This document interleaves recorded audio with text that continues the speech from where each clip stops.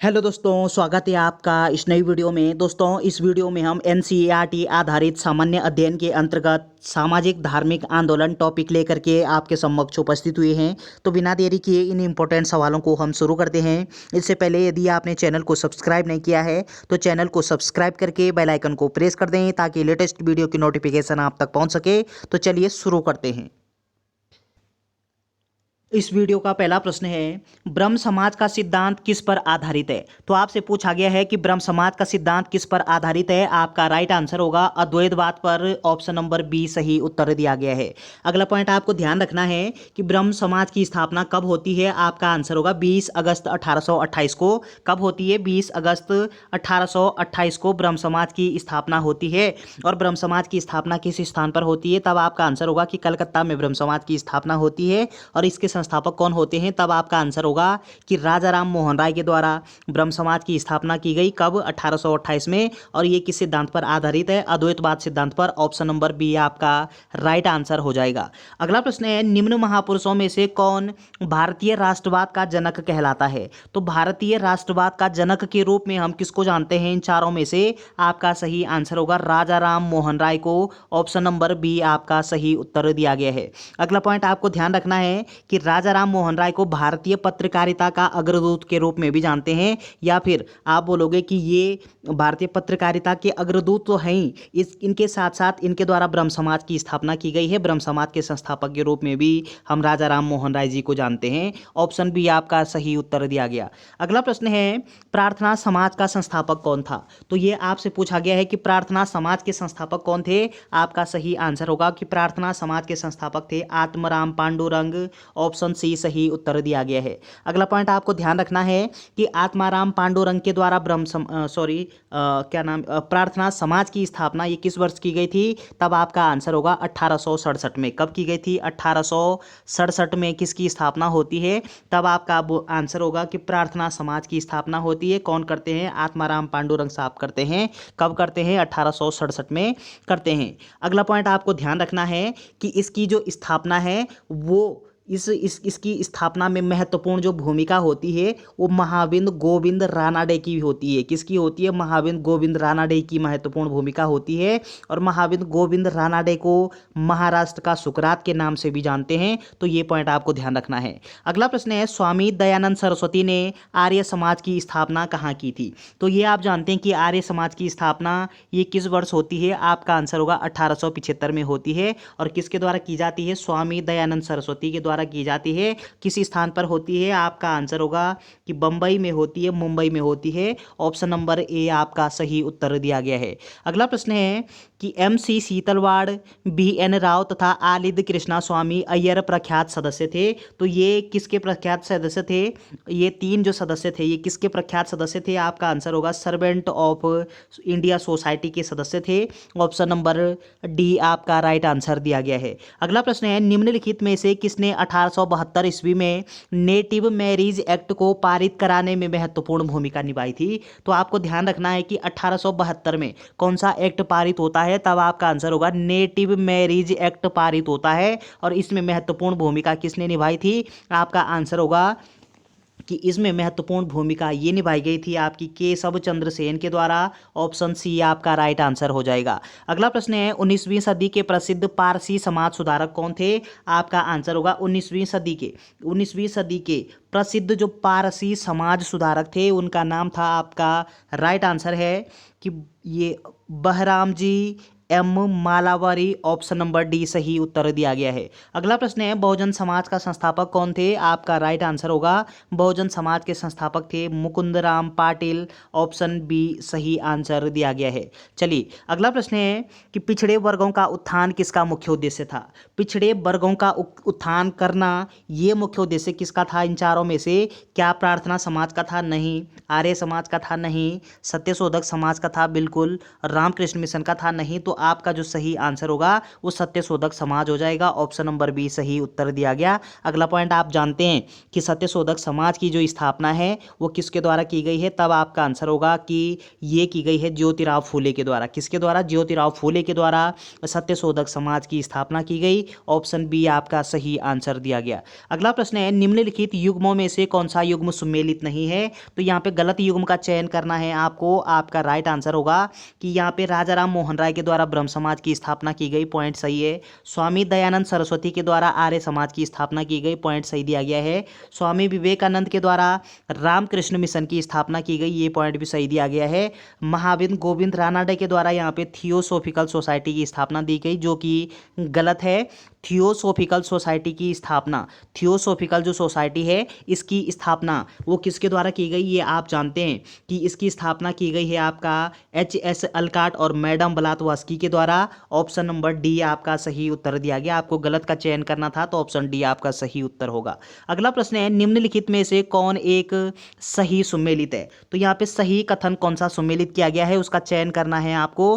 पहला है भारतीय ब्रह्म समाज की स्थापना लाला लाजपत राय के द्वारा की गई, गलत है। तत्वबोधिनी सभा, ये आपका केशव चंद्र सेन, गलत है। सत्यशोधक समाज देवेंद्र नाथ टैगोर, गलत है। द सर्वेंट ऑफ इंडिया की स्थापना गोपाल कृष्ण गोखले के द्वारा की गई, ये पॉइंट यहाँ पे बिल्कुल सही दिया गया है। ऑप्शन नंबर डी आपका राइट आंसर होगा। अगला प्रश्न है शारदा अधिनियम के अंतर्गत लड़कियों एवं लड़कों के विवाह की न्यूनतम आयु क्रमशः कितनी निर्धारित की गई थी? तो इस प्रश्न का राइट आंसर होगा आपका कि लड़कियों की जो आयु है वो 14 वर्ष होगी और लड़कों की आयु 18 वर्ष होनी चाहिए। ऐसा जो उल्लेख है वो शारदा अधिनियम में किया गया है। ऑप्शन नंबर बी आपका सही आंसर हो जाएगा।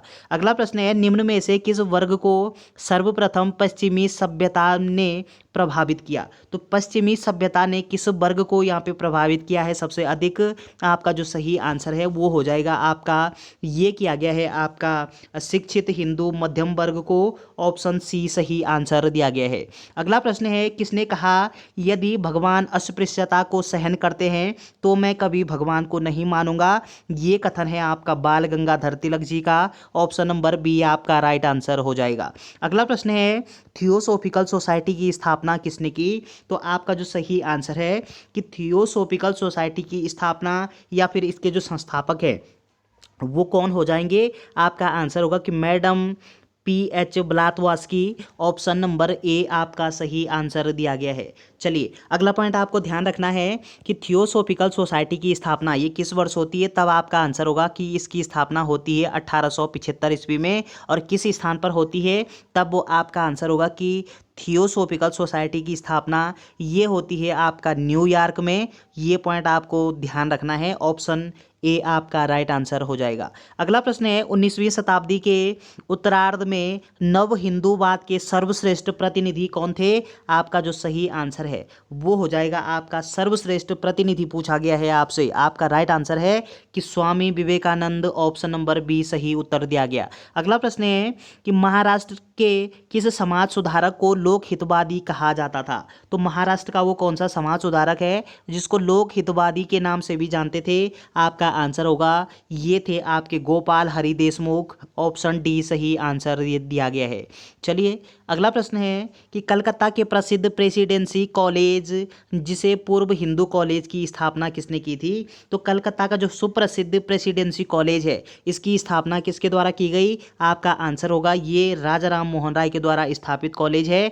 ऑप्शन नंबर बी आपका राइट आंसर हो जाएगा। अगला प्रश्न है रामकृष्ण मिशन की स्थापना किसने की थी? तो रामकृष्ण मिशन इसकी स्थापना कौन करता है? आपका राइट आंसर है स्वामी विवेकानंद जी के द्वारा की गई। ऑप्शन नंबर बी सही उत्तर दिया गया। अगला प्रश्न है ब्रह्म समाज के बारे में कौन सा कथन सत्य है? तो यहाँ पे एक ब्रह्म समाज के बारे में कौन सा कथन सही दिया गया है उसका चयन करना है आपको। आपका राइट आंसर होगा कि इसने मूर्ति पूजा का विरोध किया है। ऑप्शन ए ऑप्शन पॉइंट सही दिया गया।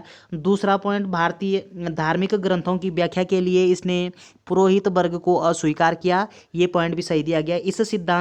इसने इस सिद्धांत का प्रचार किया कि वेद त्रुटिहीन है, बिल्कुल ये पॉइंट गलत हो जाएगा। जाएगा। तो पहला और दूसरा आपका सही ऑप्शन हो जाएगा, ऑप्शन बी राइट आंसर है। अगला प्रश्न है थियोसॉफिकल सोसाइटी का नेतृत्व किसने किया था? तो ये आप जानते हैं कि थियोसॉफिकल सोसाइटी, इसकी स्थापना ये आपके न्यूयॉर्क में इसकी स्थापना होती है और 1875 में इसकी स्थापना होती है। और इसके संस्थापक के रूप में हम किसको जानते हैं? तो एच.एस. अलकाट और मैडम ब्लावात्स्की इस थियोसॉफिकल सोसाइटी के संस्थापक होते हैं। लेकिन ये किसका नेतृत्व, इसका जो नेतृत्व है वो किसके द्वारा किया गया है? आपका राइट आंसर होगा एनी बेसेंट के द्वारा, ऑप्शन नंबर सी आपका राइट आंसर हो जाएगा। चलिए अगला प्रश्न है विधवा पुनर्विवाह के समर्थन में 1878 में निम्नलिखित में से किसने राजमुंदरी सोशल रिफॉर्म एसोसिएशन की स्थापना की थी? तो इस प्रश्न का राइट आंसर होगा आपका, ये की गई थी आपका वीरेशलिंगम पंतुलू के द्वारा, ऑप्शन नंबर डी आपका सही उत्तर हो जाएगा। अगला प्रश्न है 19वीं शताब्दी का पूर्वी बंगाल का फराजी आंदोलन किसके नेतृत्व में विकसित हुआ? तो 19वीं शताब्दी का पूर्वी बंगाल का ये जो फराजी नामक आंदोलन है ये किसके नेतृत्व में विकसित हुआ है? आपका राइट आंसर होगा, ये विकसित हुआ है आपका किसके नेतृत्व में हुआ होगा? राइट आंसर होगा आपका हाजी शरियतुल्लाह के नेतृत्व में, ऑप्शन नंबर बी आपका सही उत्तर दिया गया है। अगला प्रश्न है यंग बंगाल आंदोलन का प्रवर्तक निम्नलिखित में से कौन था? तो यंग बंगाल आंदोलन के प्रवर्तक के रूप में हम किसको जानते हैं? आपका राइट आंसर है Henry William Derozio, option number A आपका राइट आंसर दिया गया। अगला प्रश्न है भारतीय ब्रह्म समाज का संस्थापक कौन था? आपका सही आंसर होगा भारतीय ब्रह्म समाज के संस्थापक के रूप में हम किसको जानते हैं? आपका आंसर होगा कि केशव चंद्र सेन को जानते हैं, ऑप्शन नंबर सी आपका सही उत्तर दिया गया है। ये आप जानते हैं कि ब्रह्म समाज का जो विभाजन है वो आपका कब होता है? 1865 में होता है। कब होता है? 1865 में ब्रह्म समाज का क्या होता है? बंटवारा होता है, विभाजन होता है, दो भागों में ब्रह्म समाज बंट जाता है। नंबर 1 होता है आपका आदि ब्रह्म समाज और नंबर 2 होता है आपका भारतीय ब्रह्म समाज। तो आदि ब्रह्म समाज के संस्थापक जो थे उनका नाम था देवेंद्र नाथ टैगोर और भारतीय ब्रह्म समाज के संस्थापक थे Keshav Chandra Sen, option number C आपका राइट आंसर हो जाएगा। अगला प्रश्न है निम्नलिखित युग्मों पर विचार कीजिए। तो यहाँ पे कौन सा कथन सही दिया गया होगा वो आपका चयन करना है आपको। आपका जो सही आंसर होगा इस प्रश्न का वो हो जाएगा आपका कि अखिल भारतीय अस्पृश्यता अधिनियम, ये महात्मा गांधी से दिया गया है। यहाँ पे दूसरा पॉइंट यहाँ पे जो दिया गया है अखिल भारतीय किसान सभा, ये पॉइंट यहाँ पे सही दिया गया, पहला पॉइंट गलत है। ये आत्मसम्मान आंदोलन ये E.V. रामास्वामी नायकर के द्वारा किया गया, ये पॉइंट भी सही दिया गया है। या फिर हम कह सकते हैं कि दूसरा और तीसरा यहाँ पे सही दिया गया है, तो ऑप्शन नंबर सी आपका सही उत्तर हो जाएगा। अगला प्रश्न है निम्न में से किस व्यक्ति ने सर्वप्रथम स्वराज शब्द का प्रयोग किया और हिंदी भाषा को राष्ट्रभाषा माना? तो किसके द्वारा किया गया है? आपका राइट आंसर होगा ये किया गया है आपका स्वामी दयानंद सरस्वती के द्वारा, ऑप्शन नंबर डी आपका सही उत्तर दिया गया है। अगला प्रश्न है सत्यशोधक समाज ने संगठित किया। तो सत्यशोधक समाज इसकी स्थापना किसके द्वारा की गई है? तो ये आप जानते हैं कि सत्यशोधक समाज की जो स्थापना है ये की गई थी आपका महात्मा ज्योतिराव फुले के द्वारा की गई थी सत्यशोधक समाज की स्थापना। और सत्यशोधक समाज ने संगठित किया किसको संगठित किया था? इस प्रश्न का राइट आंसर हो जाएगा आपका कि महाराष्ट्र में एक जाति विरोधी आंदोलन था, ऑप्शन नंबर सी आपका सही उत्तर हो जाएगा।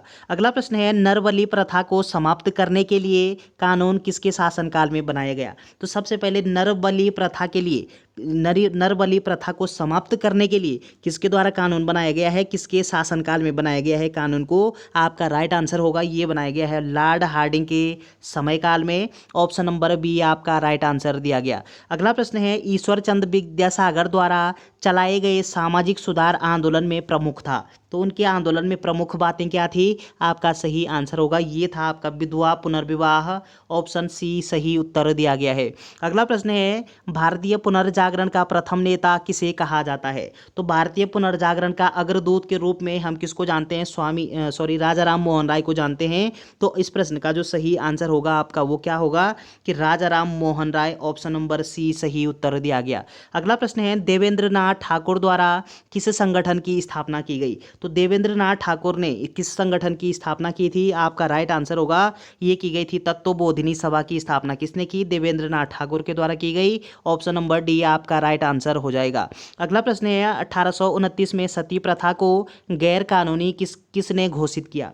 तो 18 यानी जो सती प्रथा है ये कब अंत होता है इसका? 1829 में। और किसके द्वारा इसको गैर कानूनी घोषित किया गया है? आपका जो राइट आंसर होगा ये की गई है आपका लॉर्ड विलियम बेंटिंक के द्वारा। ऑप्शन नंबर बी आपका सही उत्तर दिया गया। और लॉर्ड विलियम बेंटिंक के द्वारा क्या किया गया है कि राजा राम मोहन राय के प्रयासों से 1829 में सती जो प्रथा थी इसका समापन किया गया, इसका अंत किया गया। चलिए अगला प्रश्न है श्री नारायण गुरु ने जाति प्रथा के खिलाफ जीवन भर अपना संघर्ष भारत के किस क्षेत्र में किया? तो इस प्रश्न का राइट आंसर होगा ये किया गया है आपका केरल में। ऑप्शन नंबर ए आपका सही उत्तर दिया गया है। अगला प्रश्न है भारत में सर्वप्रथम किसने निचली जाति की लड़कियों के लिए स्कूल खोले? तो निचली जातियों की लड़कियों के लिए स्कूल ये किसके द्वारा खोला गया है? इन चारों में से आपका जो राइट आंसर होगा ये हो जाएगा आपका ज्योतिराव फुले के द्वारा। ऑप्शन नंबर बी आपका सही उत्तर दिया गया है। तो ज्योतिराव फुले के द्वारा और इनकी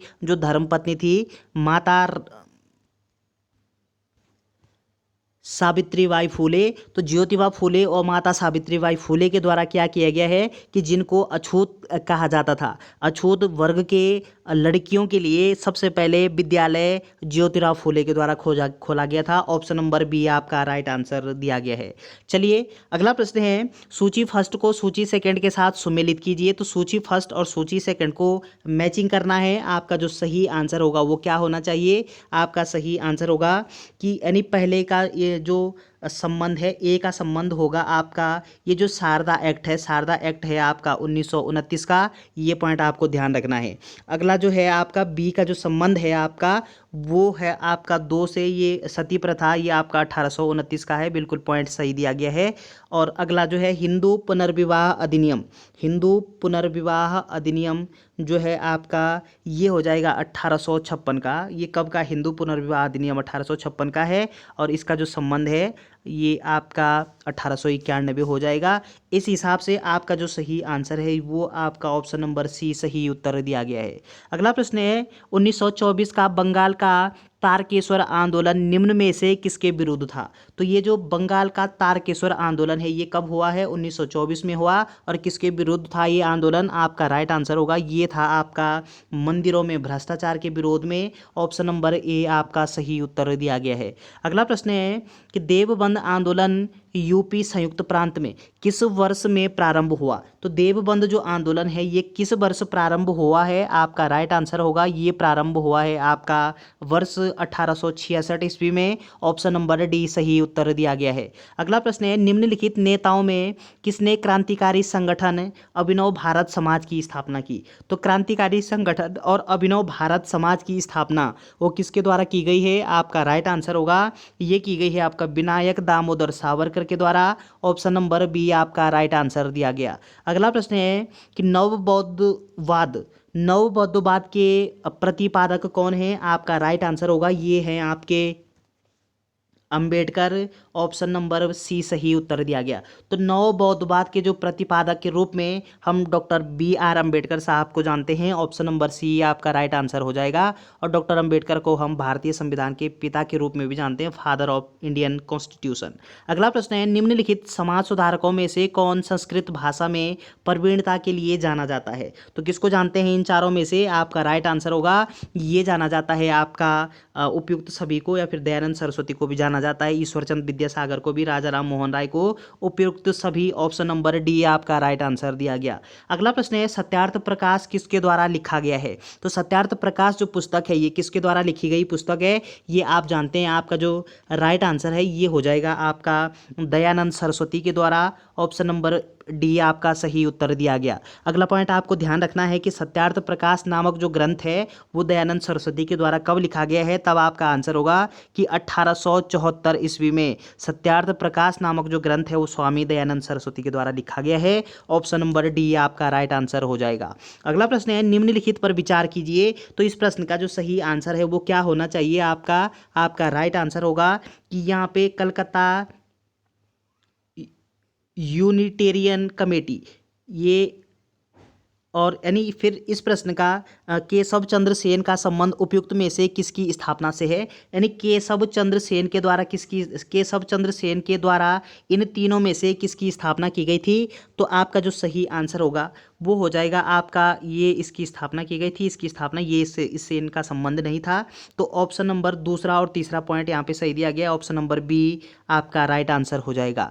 अगला प्रश्न है 1843 के एक्ट भी ने किस बात को गैर कानूनी बना दिया। तो 1843 का जो एक्ट था उसने किस बात को गैर कानूनी बना दिया था। इन चारों में से आपका राइट आंसर होगा ये बनाया गया था आपका दास प्रथा को।